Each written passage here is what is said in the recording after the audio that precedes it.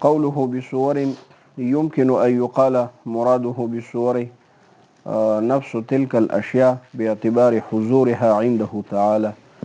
غرض د شارح قاضي په دې حاشیه منهیه کې هغه توجیه د کلام د افلاطون ده. د افلاطون دا خبره کوله کنه چې علم د الله تعالی چې دی په ممکناتو باندې دا علم حصولی ده، یعنی علم چې دی هغه صور د دې ممکناتو دي، خو دا صور قایم دي تر ذی صورو پورې. صور قایم دي تر چا پورې؟ یعنی صور قایم نه دي تر ذات د الله تعالی پورې. دا خبره یې کوله. او شارح قاضي را ولاړیږي په دغه حاشیه منهیه کې د افلاطون د کلام د پاره توجیه کوي او دا خبره کوي چې افلاطون دا خبره کوي چې علم د الله تعالی په ممکناتو باندې صور دي، نو مراد د دې صورونه نفس دغه اشیاء دي. مراد د دې صورونه چی دي؟ نفس دغه اشیاء دي، نفس دغه ممکنات دي. نو چې کله مراد د صورونه نفس اشیاء او نفس ممکنات شول، نو خو علم د الله تعالی عین شو کنه د ممکناتو سره، او علم چې عین وي د موجود خارجي سره هغه علم حضوري وي. علم چې عین وي د موجود خارجي سره هغه علم حضوري وي. نو د افلاطون په نسبت علم د الله تعالی شي شو حضوري شو. نو د افلاطون رایه هم د باقی اشراقیینو تراجی شو. افلاطون هم د اشراقیینو نه دی ښه، خو نور اشراقیینو دا خبره کوله چې علم حضوري دی کنه. نو د افلاطون په رایه کې شارح قاضي توجیه وکوله، هغه هم چا تراجی کړه؟ د نور اشراقیینو رایه ته. نو د افلاطون رایه هم دا شو چې علم د الله تعالی کوم علم ده؟ حضوري دی. نو غرض د شارح قاضي خو هغه توجیه دی کنه د مذهب د افلاطون، او ارجاع د مذهب د افلاطون ده هغه مذهب د بعض نورو اشراقیینو ته. باعث د دې توجیه نه څه دی؟ باعث په دې توجیه باندې څه دی؟ لامل څه دی؟ ولی دا مذهب د افلاطون دی ولی مذهب د باقی اشراقیینو تراجی کوي؟ باعث څه دی؟ وای باعث هغه دفعه دی اعتراض ده کنه. شارح قاضي باندې اشکال پیدا کیږي چې تا د افلاطون مذهب داسې بیان کو چې علم د افلاطون په نسبت باندې هغه علم حصولی دی، او حالانکه د افلاطون په نسبت باندې محقق قول دا ده چې علم د الله تعالی په ممکناتو باندې حضوري ده. پوه شو ورباندې؟ نو دا په شارح قاضي باندې اشکال و. نو دی را ولاړ شو کنه توجیه وکوله، او دا د افلاطون مذهب چا تراجی که د نورو اشراقیینو رایه ته چې علم د الله تعالی حصولی نه بلکې حضوري دی. ورسېد ان شاء الله. ها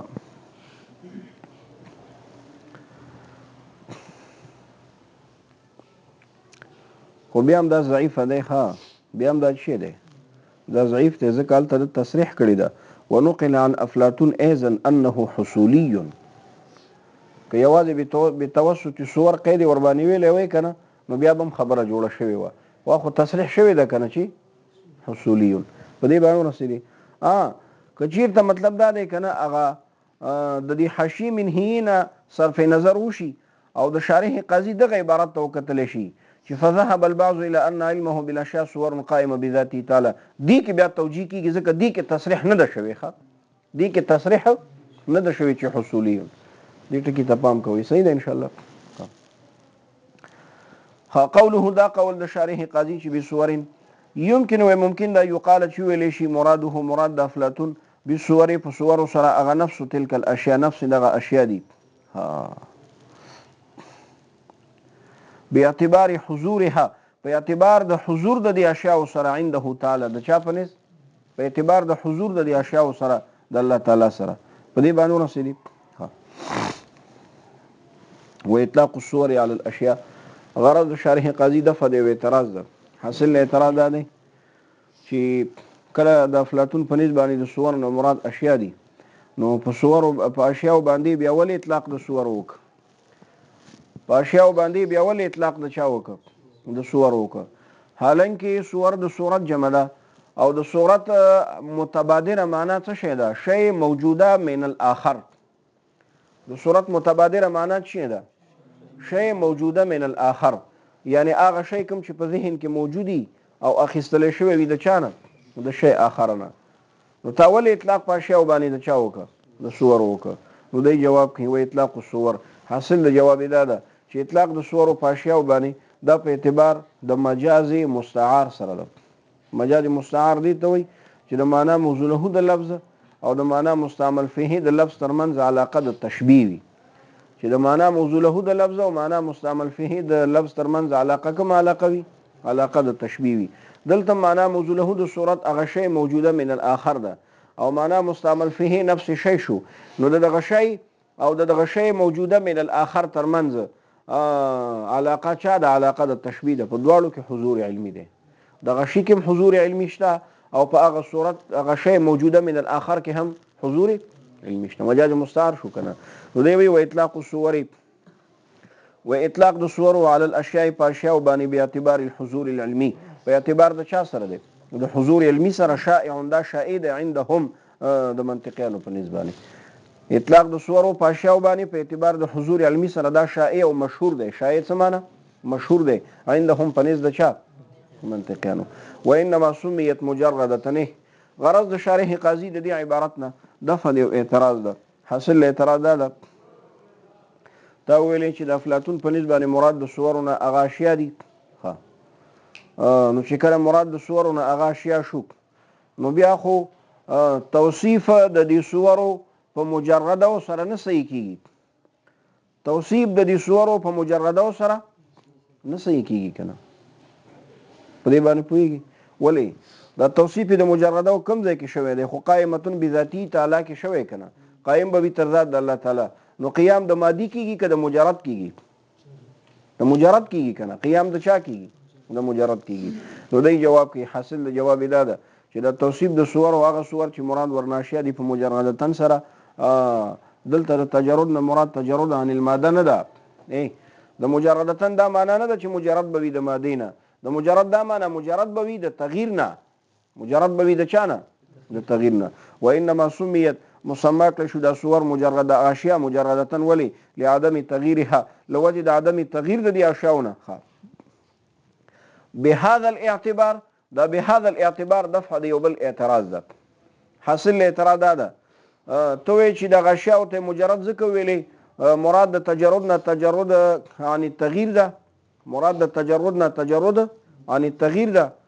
نو اشیاء څنګه مجرد کېدل شي د تغییر نه؟ اشیاء کې خو که تجرد عن التغییر راشي نو بیا خو حادث نشو. ولی اشیاء عالم کې داخل لیکنه دي داخل، او موږ وایو چې عالم حادث دی کنه. ولی ځکه متغیر دی کنه. نو دا تغییر چې دا خو علت د حدوث عالم ده. نو ته څنګه چې تغییر پکې راغی بیا خو حادث نشو. نو دی جواب کینه به هذا الاعتبار مراد د تجرد نه تجرد عن التغییر ده، خو دا تغییر په اعتبار د ذات سره نه. یعنی دا معنی نه چې اشیاء په ذات کې تغییر نه راځي، بلکې تغییر په اعتبار د حضور علمی سره. تغییر په اعتبار د چا سره وکنه؟ موږ تاسو وایو کنه چې په علم حضوري کې نسیان نه راځي. لعدم تغییرها لوجد عدم تغییر د دې اشیاء نه به هذا الاعتبار، په دغه اعتبار سره چې هغه حضور علمی ده. ورسید ان شاء الله. واراد بقيامها بذاتها عدم قيامها بذاته تعالی.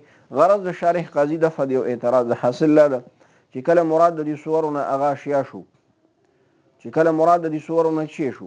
اشیاء شو، نو بیا خو توصیف نه صحیح کیږي په قائمتون بذاته تعالی سره.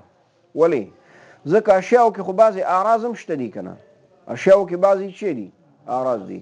نو اوس اعراض چې هغه قائم خدایا لاندې د افلاطون دغه رایه ده. ول بعض الاخر لما راوخه د افلاطون دغه رایه ده. اما کې چې مونږ ویلې چې د قائمتون نه هغه د صراحتا د صورو توصیف شوی په مجردتن سره کنه. پوه شو ور باندې صراحتا د صورو توصیف شوی په چا سره؟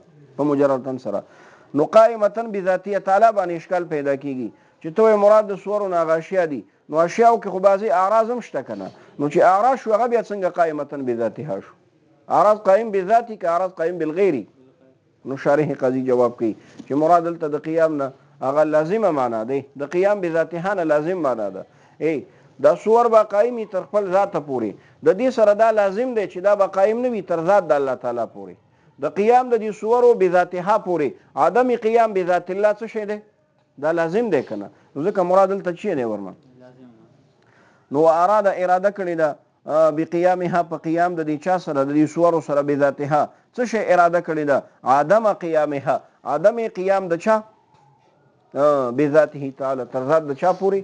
یعنی دلته مجاز دی. ذکر د ملزوم چې هغه قیام بذاتها ده د دې صورو، او مراد ورنه لازم چې هغه عدم قیام بذات الله ده، چې هغه عدم قیام بذات الله ده. په دې باندې ورسېد ان شاء الله. دلته یو اشکال پیدا کیږي چې د افلاطون په دغه قول کې چې شارح قاضي کومه توجیه وکوله، دغه توجیه په صيغه د یمکنو سره ولې ذکر کړه؟ دا یمکنو چې دا خو صيغه د تمریز دی کنه، تمریز د مرض نه ده، د باب تفعیل نه ده، معنا د باب تفعیل یو خاصه ده کنه، نسبت د ماخذ یو شی ته، نو تمریز معنا نسبت د مرض یو شی ته، او مرض نه مراد دلته ضعف. نو یمکنو خو صيغه د تمریز ده، دینه معلومیږي چې دا توجیه ضعیفه ده. هغه ضعف وجه څه ده؟ د ضعف وجه د اعتراض ده.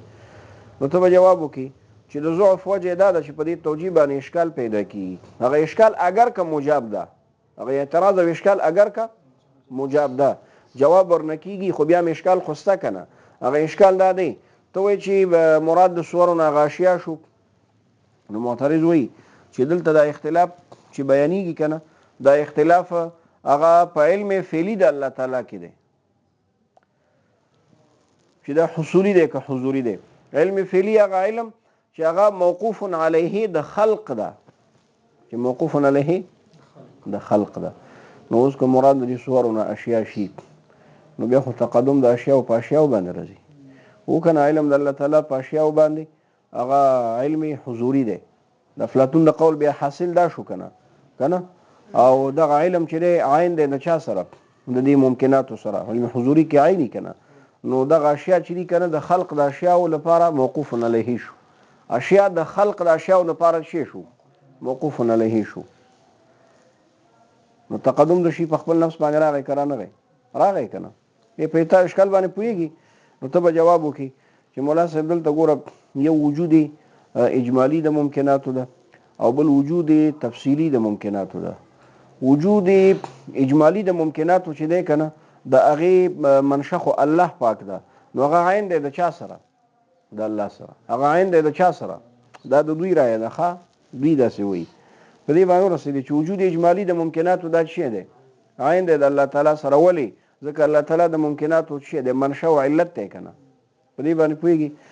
نو علم د الله تعالی په ممکناتو باندې هغه په اعتبار د دغه وجود اجمالی سره ده چې هغه دغه اشیاء دي، او دغه علم په اعتبار د وجود اجمالی دا بیا موقوف علیه د وجود تفصیلی د اشیاء ده، د خلق تفصیلی د چا ده؟ نو د تفصیل او د اجمال فرق راغی. د تفصیل او د اجمال فرق راغی. ما او تای نور سره منو وجود اجمالی د ممکنات عین دی د الله سره. و اراده بقیامها، و اراده کړي د په قیام د دې صورو سره بذاتها. څه شی اراده کړي؟ عدم قیامها، عدم قیام د دې صورو بذاته تعالی. تر چا پوری؟ تر ذات الله تعالی پوری. بس دی دغه یو جمعه به گزارو کو لګ به وایي. صحیح دی. ملګرو نه ډېر سبق پاتې کیږي، او ډېر ملګري وو د امتحان ته ورغلي.